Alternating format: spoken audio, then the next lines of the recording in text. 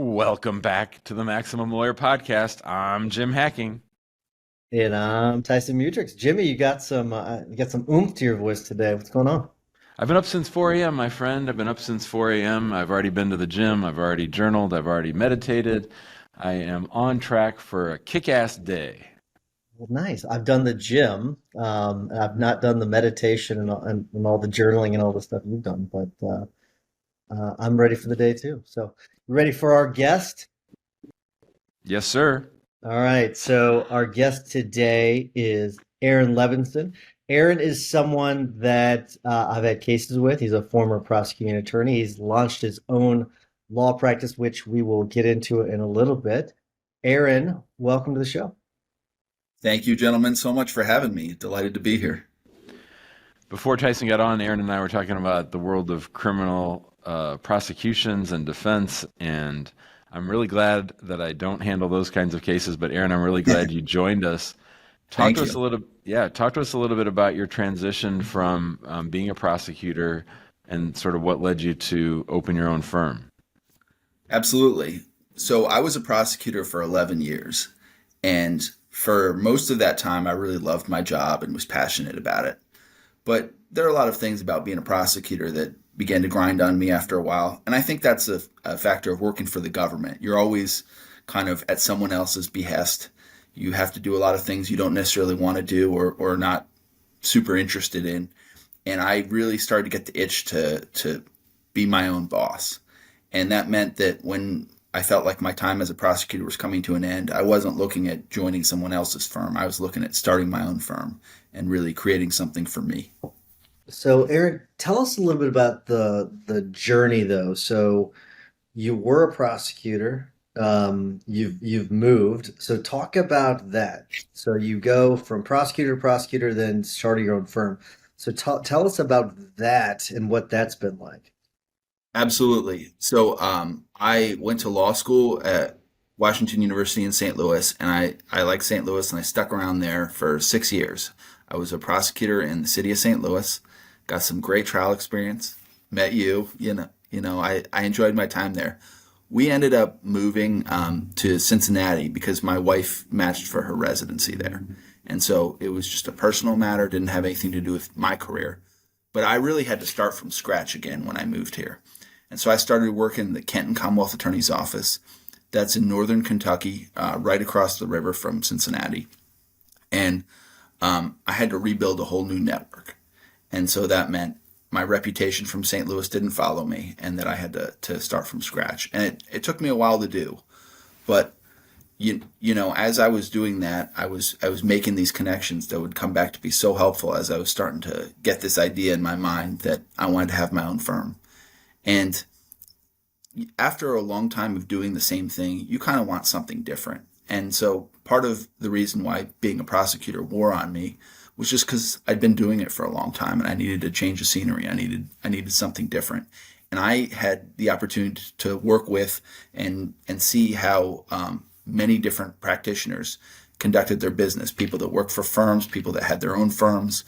And I got to kind of decide how I wanted to move going forward and used a lot of those people as role models and mentors and friends. Aaron, we've had a surprisingly high number of attorneys join Maximum Lawyer and go out on their own from government practice and specifically from the prosecutor's office. And it makes me think about your philosophy and what you said about building a new network when you moved to Ohio/Kentucky. And in my experience, prosecutors, there sort of tends to be two different kinds of prosecutors. One are like true believers who think the government's always right and are going to do everything they can to crush their opposition and just be very, very difficult. And then you have these other kind of prosecutors who sort of realize that they have a reputation to maintain or to build, that they are going to get things done much more easily and efficiently if they can act like human beings and talk to people like real people and sort of see the global picture and know that what goes around comes around. Can you talk just a little bit about that, and then we'll sort of dive into your private practice? Absolutely, absolutely. So I think that you're absolutely right. There are different prosecutors and different approaches to it. I had some great mentors, particularly in St. Louis when I was still a young and up and coming attorney. And In St. Louis, we were just so busy, and that if you took everything personally and got riled up about every issue, you would just never have time to work on the serious cases that matter. And so when you're a prosecutor, integrity is the most important thing. And I think that's true. That carries on to any job you do. So you have to take your job seriously, but that doesn't mean every case is equally important or you need to pick a fight about everything. And I think the best prosecutors are people that have some perspective on what matters, what doesn't, what's worth pursuing, what's not worth pursuing. And so I'm lucky that I learned from some attorneys that were great about that.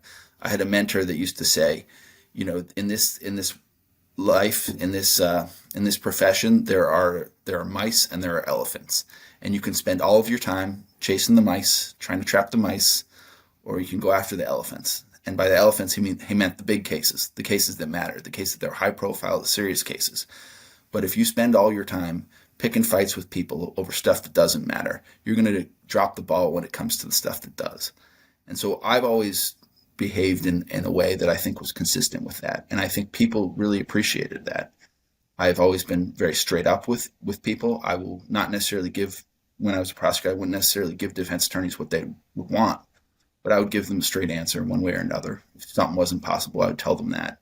And I think people appreciate directness and truthfulness in a way that often gets overlooked, but it is so important. I really like the idea of the mice versus the elephants. I'm gonna use that. I'm gonna steal that. It's pretty good. Yeah, But go ahead. I want to ask you because you go to law school in St. Louis. You start your professional career in St. Louis. So your professional network is in St. Louis. You move to a different city. You start practicing as a prosecuting attorney in that different city.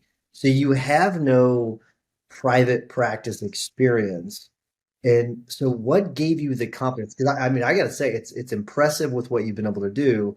What gave you the confidence to go out on your own in a fairly new city with no private practice experience? I mean, that's a pretty gutsy thing to do.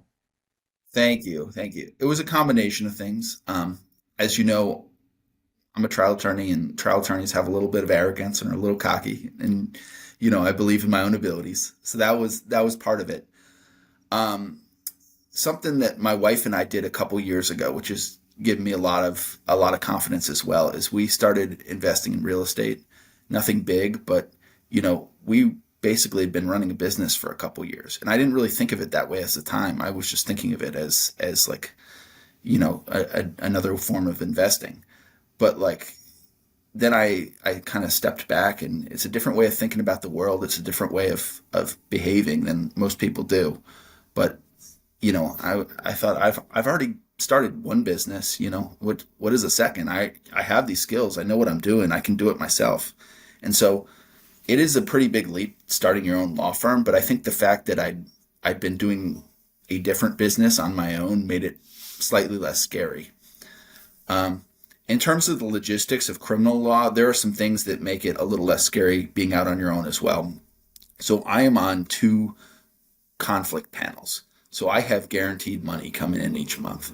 So I take cases for the Campbell County, which is Newport, Kentucky, and the surrounding areas, and Hamilton County, which is Cincinnati, Ohio. And I get assigned a certain amount of cases per month, or just over a period, from those jurisdictions. So there's a tremendous fear when you're starting out. There's going to be nothing coming in. How will I pay the bills? And I didn't really have that as much because I was able to. I mean, a lot of this is from using my network, but to make sure that I had a base where I could build off of, but I wasn't going to be just going from zero. So let's talk about the build up to launching the firm and then the first 6 months after the firm opened. What were those days like? How, some people have a binder and have rules and everything that they're going to do from the day they open, and other people just sort of shoot from the hip and get going. So how much prep time did you have, and what did the first 6 months look like? So the prep time, I mean, in my head psychologically, I had a couple years because I knew this was something I wanted to do. So I was a prosecutor for 11 years, and part of the reason I stuck around as long as I did is I had a lot of student loans, and I did the public service loan forgiveness. So I always had a ticking clock in the back of my mind. And so even if I wasn't making concrete plans, I had in my mind that this was an option of something that I wanted to do. And I just pay attention when I was in court or with other attorneys and see what they did that I liked or didn't like. In terms of the actual logistics of it, there was a lot of stuff that I did, but there's always stuff that, when I started out, I wish I did this, I wish I did that. But, a lot of the things start happening once you get the ball rolling. Like, I am sharing office space with some attorneys that I started working with, actually working against on a criminal case. And I really liked them. They're nice guys. We kept up the communication when our case went away. And they had an open office, and, their business is separate from my business, but I'm with them. So, I was able to get office space that way. I was able to use my network to start getting connections, get on the conflict panel. I was able to, I created my LLC. I did all of those things getting ready, but they're just some things you really can't do. And I was always very cognizant of the fact that while I was still a prosecutor, and I didn't really take a break off between being a prosecutor and starting my own firm, that there were some things that I did not feel comfortable doing. And so there's just a lot of stuff that I couldn't really get going on until I started my own firm. So I have a mindset question because in just to me, it's like, for example, like personal injury attorneys versus insurance defense attorneys. It just takes a different mindset to do one side or the other.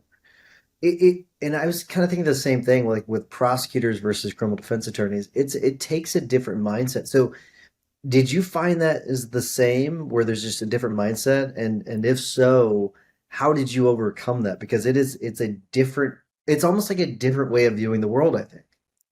I I didn't have that issue really because, right now I am not taking the most serious of cases. And it's not that I wouldn't, but I just haven't gotten them yet. Those tend to be the high dollar cases. They're looking for defense attorneys with more proven track record. But, I was handling some very serious cases as a prosecutor and some not serious cases. And it was always a lot easier to prosecute the very serious cases because you don't really have so much of a moral conundrum, right? But there's plenty of times where I'm wondering, is this worthwhile? Is this really for the best of society? Is this a big deal? Do we need to prosecute it? And maybe that was just me as a prosecutor, but for me now as a defense attorney, it's very easy. It especially on the lower level stuff, like it's very easy to work for the client. I work for the client. I'm just representing them. They have a constitutional right. And they may not have done it. Even if they did it, do they deserve the punishment that they might be getting? So I never really had a struggle with that. It might be more of a moral quandary when you get to the very serious cases, but for me, it hasn't really been an issue. You're listening to the Maximum Lawyer Podcast. Our guest today, criminal defense lawyer Aaron Levinson. Aaron, talk to us a little bit about what it was like to actually have clients for the first time. Like, when you're a prosecutor, you have to deal with the families of the victims and those kinds of things, or the victims themselves, I guess. What was it like to actually have to worry about customer service or about keeping clients informed about their cases? I mean, that had to be a big shift. Yeah, that was a change. I mean, to be honest, the toughest part was the money talk, right? Because that's not something I'd ever been a part of. Figuring out the right way to quote, the right way to collect. I mean, that's an unusual thing for someone who's always been in the public sector, and not something that I would ever see. I think most people could figure out pretty quick from talking to me that I knew what I was talking about when it came to the actual practicing of law. So I felt much more comfortable when we were talking about like the merits of a case or defenses or things of that nature. But you're right, the running of a business is very different, and that's something I'm still working on. But it's people are people at the end of the day. As long as you kind of behave in a certain way and treat them with respect, most people are going to get along with you and or be straight with you. And so there's definitely been some changes. I think the business side of it more than the case law side of it, the actual practice side of it for me. I remember the first time I got a big stack of cash as a criminal defense attorney. It was just so it was so exciting to me. I remember it. And Jim talks about the first time he generated a lead through the website and how excited he was about that. Yeah. It's really motivating. Did you sort of experience that same thing? Oh, the first time I get handed a big stack of cash, I got so nervous and immediately drove to the bank to deposit it. I've never had that much cash in my hand before. It just I didn't know what to do Yeah, with it. it's really it's yeah. I think especially people that do criminal defense, you've experienced that. But Yeah. so, have you given any thought to really what your plans are for the future? So we call it, the vision or whatever. But have you thought about that, about what you want for your law firm? Yes, absolutely. So I am spending an awful lot of time right now hustling between courtrooms and going here, there, and everywhere. And I would definitely like to have an associate in the future, or maybe grow my firm to have potentially a partner and a few associates. I think in the criminal defense world, it never makes sense to have a really large firm, right? Because there's so many benefits to having a smaller firm in that you can take conflict cases and you're creating more conflicts if there's too many people in your firm. But there is so much um, there's a lot of volume in the criminal world, and there's a limit to what you can cover yourself. And there's also, like I was talking about before, the mice and the elephants. And right now, I don't mind chasing the mice so much because I'm building up my reputation. Every court appearance I make, everywhere I show up, people are seeing me in action, seeing what I can do.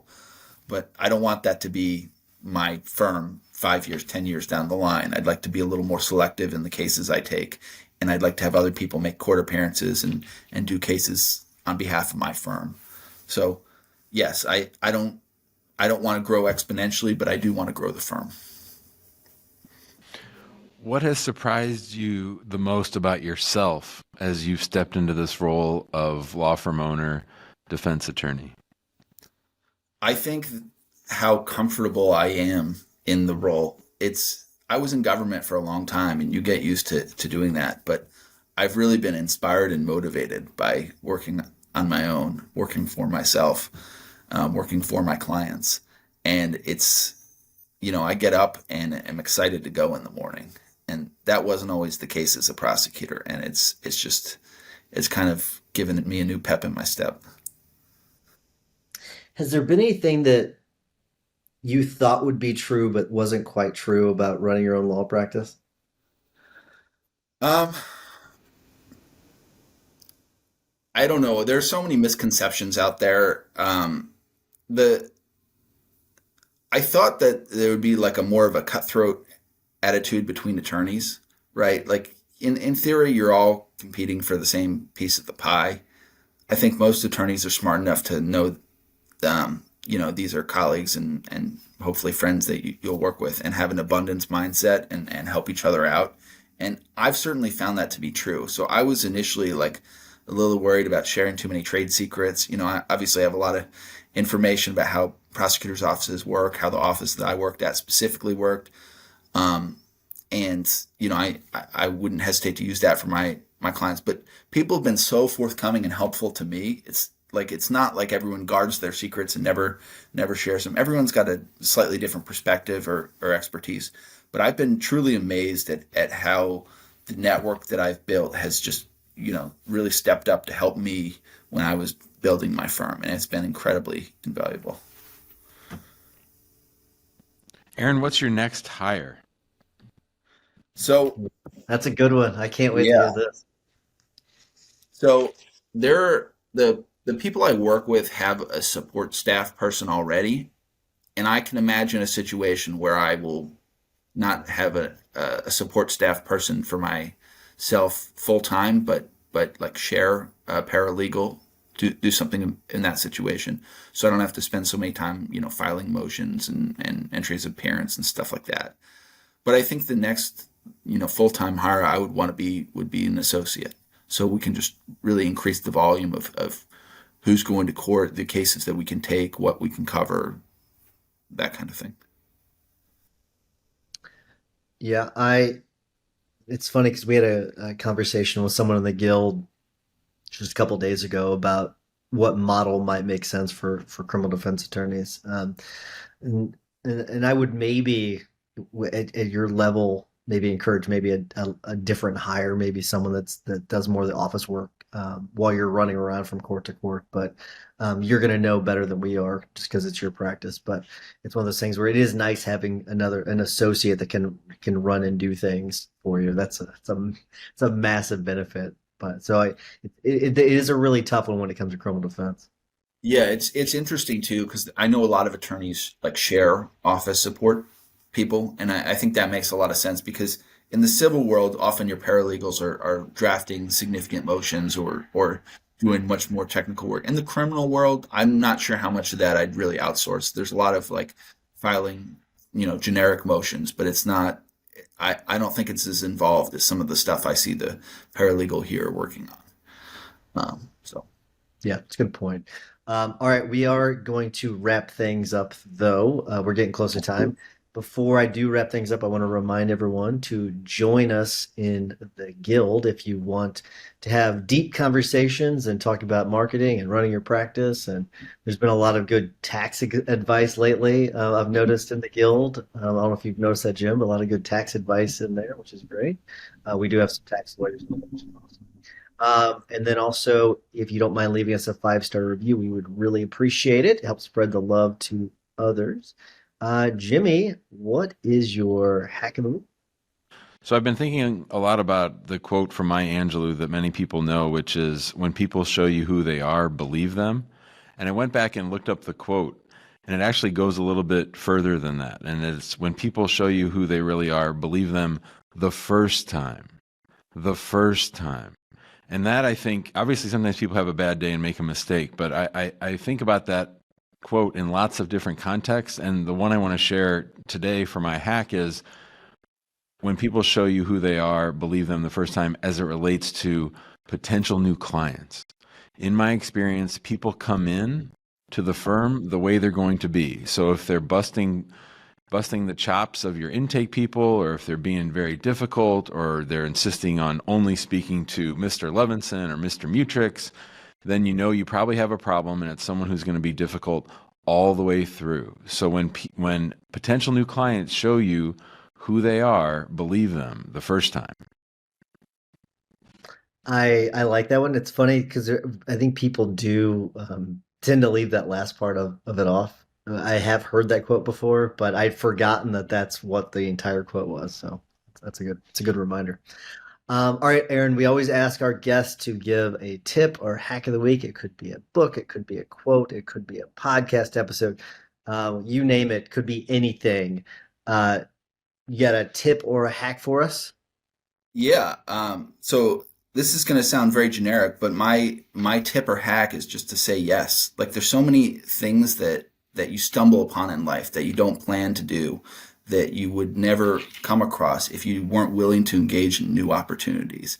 And it's very easy to focus on, your immediate world and what you're doing. But I can't tell you in the 2.5 months I've been in my own firm how many opportunities I stumbled on just by agreeing to go to lunch with someone or cover a case for someone else or whatever it is. So just be open-minded and say yes and experience these new opportunities and embrace them for what they are. I think that is especially true early on. I think you'll also get to a point later on where you're only say no. So it I does. I would love to get to that point, but for right now, it's been wonderful. No, I do think it's important early on, especially whenever you launch your firm to do that. So that's a good one. I know I took that approach early on, so I think that's good. Worked All out right, well. so my tip of the week, it's back to Chat GPT, Jimmy, and there's a new feature, and I don't know if it is if it's exclusive to people that pay for it, but I know that we pay for it, and it's on the phone app, and you can have a conversation with ChatGPT. You can change the voice. It is actually very impressive, and it dictates everything that's said during the conversation. And so it even has ums. Like whenever it's talking to you, it'll say and then it's really it's really interesting. So yeah. Jim's face. If you saw his face, he's like it's actually it's rare to surprise Jim, and that surprises Jim. Like it's a really interesting thing. So I recommend that people check it out.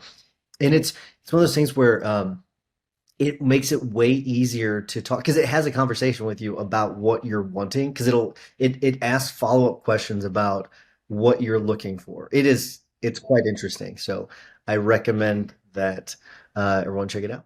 All right, Aaron. This was take two for people that don't realize we had a snafu with the technology before. We got it done today. So thanks so much for coming on and doing a take two with us. We really appreciate it and good luck on your journey. Thank you, and I appreciate you gentlemen having me on. Great Thanks, talking to you. guys. You bet, man.